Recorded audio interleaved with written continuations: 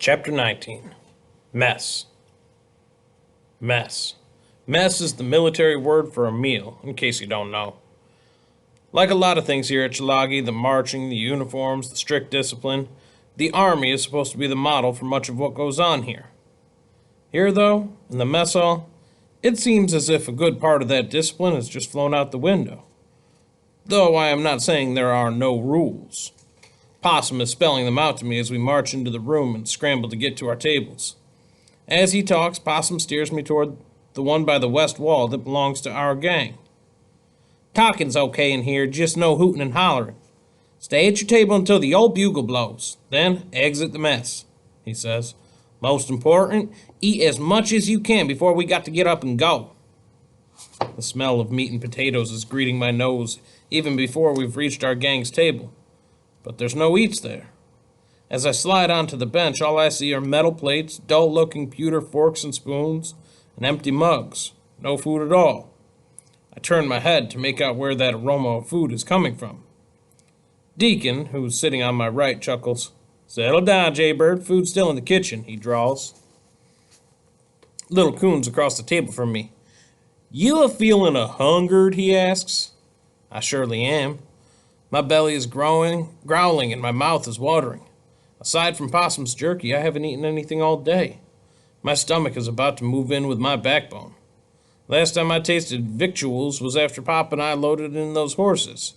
Since then, I've walked and gotten a ride, been poked with needles, scalped, stripped, and practically turned into a pancake in my wrestling match with Bear Meat, who's sitting at the head of our table, knife and spoon held ready in his hands. Get set for grub, son, he says to me. Oh, yup, Little Coon says. Food's terrible here, and there's not enough of it, so y'all be ready. I look around the room, the biggest I have ever been in. Big enough to fit every one of the 800 or so students with room to spare.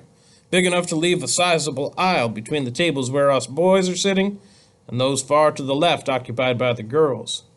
Matrons are standing to keep watch on that space between the sexes. Possum points with his lips at the line of demarcation. That there's no man land, he chuckles. Everything but landmines and barbed wire. There are better tables around the outside of the room. They have cloths on them, unlike our bare wood ones.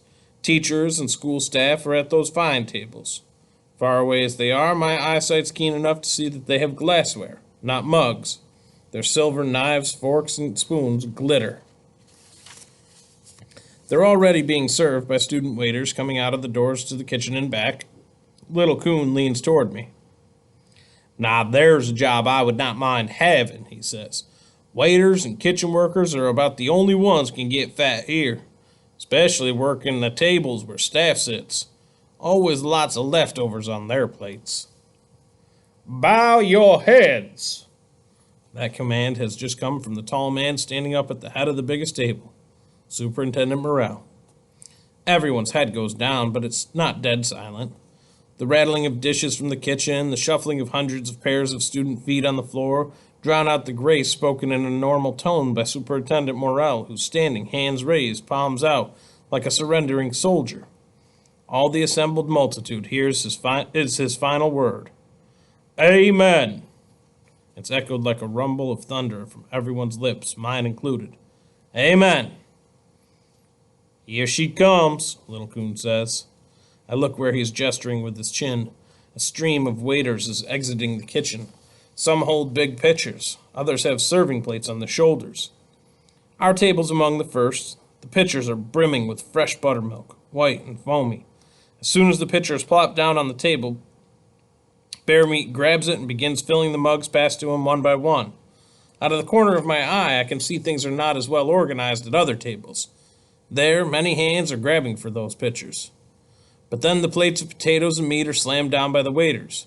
The potatoes looked overcooked and lumpy. The beef's nearly gray in color and ribbed with gristle. But it makes no matter how this food looks. It's like tossing a rabbit into a pack of wolves. Even Bear Meat, head of the gang though he may be, can't control the chaos of spoons and forks stabbed at the food from every direction, my own included. Pop's warning about what happens at Chalagi mealtimes is fresh in my mind. It's amazing that no one gets a hand impaled, And mighty sensible, I now realize that we have not been issued knives for our meals. If we were, we'd likely end up with mangled mitts after chow. As it is, I check my plate to make sure no one's finger has ended up in the mess of tough meat and half-cooked spuds that's about to be my midday meal. Possum eyes the sizable helping I got. He pokes me in the ribs with his elbow. "Jaybird," he asks, raising an eyebrow, "you sure you never ate here before?" It's a question I don't answer, being too busy forking food into my mouth. Chewing beef that would make shoe leather seem tender is not conducive to talking. Possum chuckles and turns his attention to his own plate. As I eat, I look around the table at the faces of the Creek gang. Though I've only known them for a day, they already look familiar. I never wanted to be here, but being accepted like this, a strange thing for me, makes me feel less abandoned than I did when I watched Pop walk away.